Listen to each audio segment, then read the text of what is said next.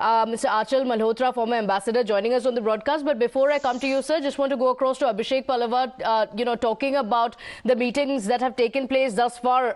Also very, very important to mention the Prime Minister, as he spoke, also mentioned that ours must not be an era of war. This is a very significant statement coming in at a time when Russia has invaded Ukraine. Yes, this is the message that India truly believes, and now considering the current conflict situations, this is very significant because this is not impacting, as our Honorable Prime Minister said, it's not about economy, it's about humanity. It's about the entire world, and the generation is impacting. And what a strong message, and what a we cannot have that the best forum than G7. That entire world is looking towards this Hiroshima G7 meetings, and where he is making this a statement very loud and clear. And I completely believe that the world will be listening this, and this is from the ages that we have given this philosophy to the world, and this is what needs to be practiced, preached to the entire nation. For that, we have to come together, as you rightly said. This is very significant, and as I earlier mentioned, that also always making a statement, and there was a certain actions that we have to show them. When we are talking about Mahatma Gandhi's, we are the country of Gandhi's, where this peace is what significant roles that it plays. You can name it. So India is a soft power now. Nobody can deny that. And making such and inviting India, Japan invited India because as a special guest, considering their soft power, and with that soft power, we are able to give that clear, loud message to the entire world. What this coming generations will remember us, considering what kind of acts that we are doing today. Okay, all right. Ambassador Achal Malhotra, no walking on eggshells here.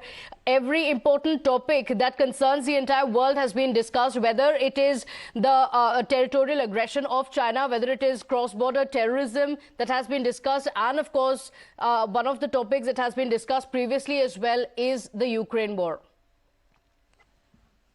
Yes, good morning. Of course, this is a meeting of the most advanced and developed countries who, whether we like it or not, are instrumental in writing the global agenda. So obviously, when they meet, issues of global dimensions have to be on their table. And this time also, we have seen the same. Of course, there has been a lot of emphasis on the ongoing war in Russia and Ukraine. And expected, and the view that they have taken, as sentiments that they have expressed, are also the lines are predictable. Like they have said, they will continue to support Ukraine in this war till it is required. So no shift in their position as such.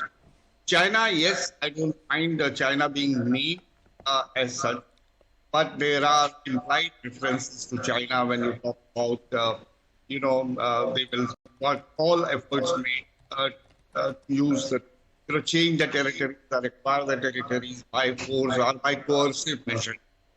I think why China has not been named is probably the reason that the G7 countries is a different approach how to deal with China. Many of these countries have deep economic whereas China is concerned. So therefore, they have been careful, but they have conveyed.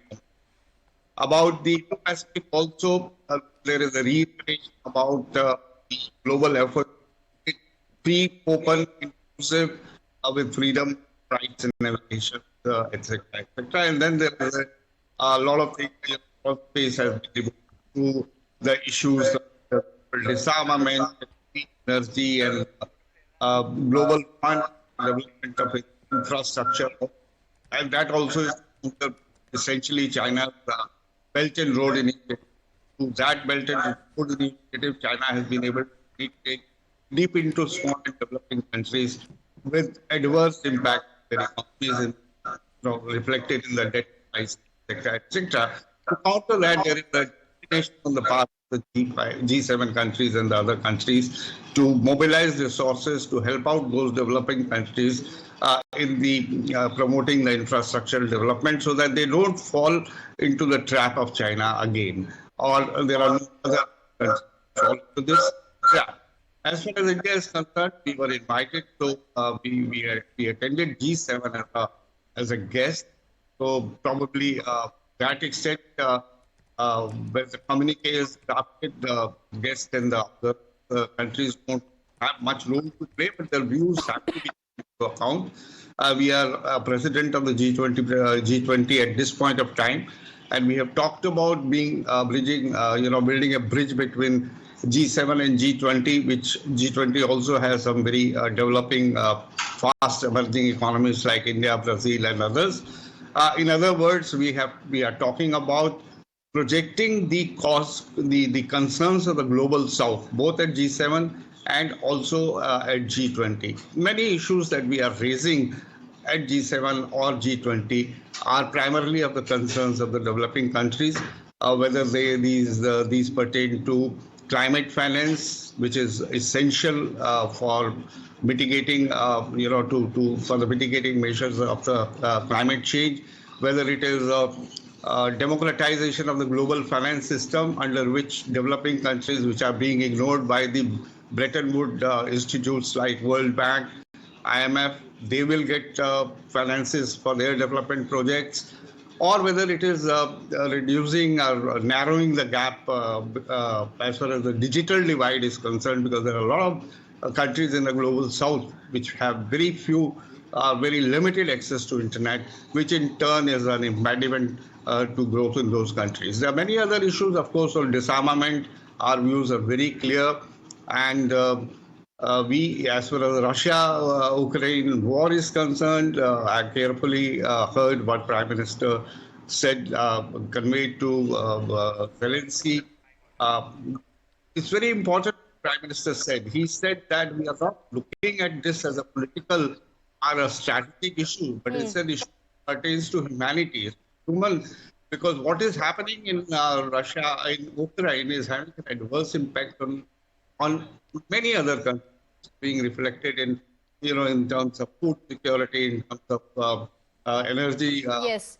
And, just a moment, I also want to speak about the fact that India is not just a participant here in these meetings. It's leading these meetings, and the significance of the Prime Minister, the significance of India in these meetings is apparent. Going across to my colleague, just hold on a moment, Anil Das as well. Anil, you've seen the kind of difference that India has made. The world leaders, including Joe Biden, have been heaping praises on the Prime Minister.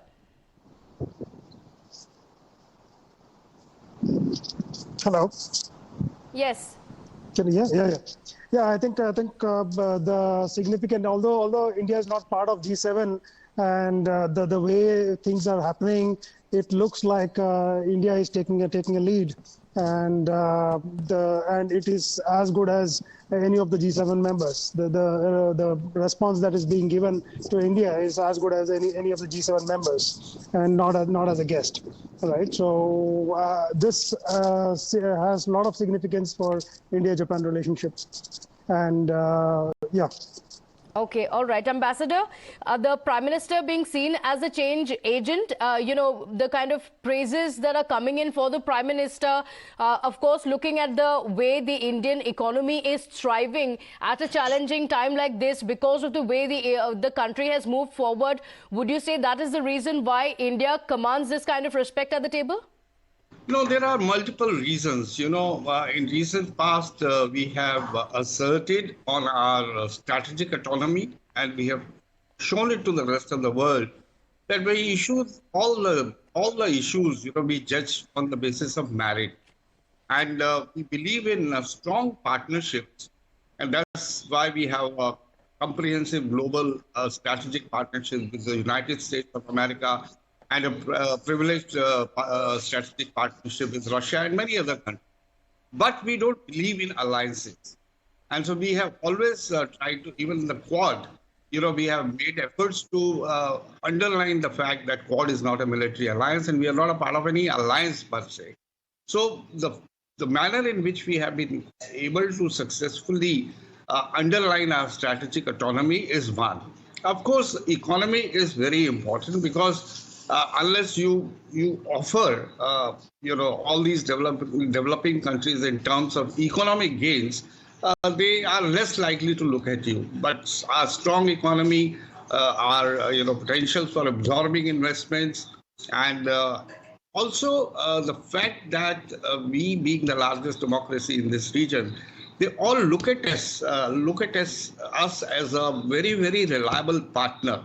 All the European and particularly the Americans, they look at us as a reliable partner in Asian and larger Indo-Pacific region, and also as a country which has the potential to contribute towards, when it comes to addressing the global issues. And we have been consistent in our,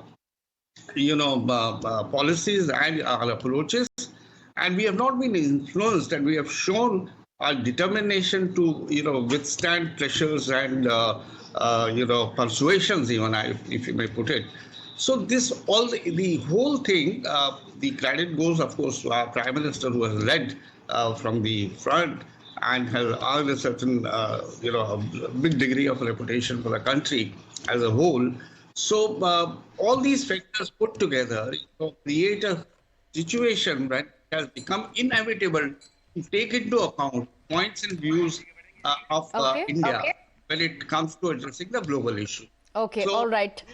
Request you to stay on with us just a moment. Just want to take in some breaking updates coming in. Prime Minister Modi has left from Japan. He has also taken to Twitter to speak about his visit, saying it has been a fruitful visit to Japan, met several world leaders during the G7 summit and discussed a variety of issues with them. Gratitude to the Prime Minister, the government and the people of Japan for their warmth, leaving for Papua New Guinea in a short while. So this is the tweet coming in from the Prime Minister, calling it, of course, a very eventful ending to the meeting that took place, saying that it has been a fruitful visit to Japan. Going back to Anil Raj on that update, of course, the Prime Minister talking about the kind of fruitful visit that it has been. Of course, now he is headed to the next destination.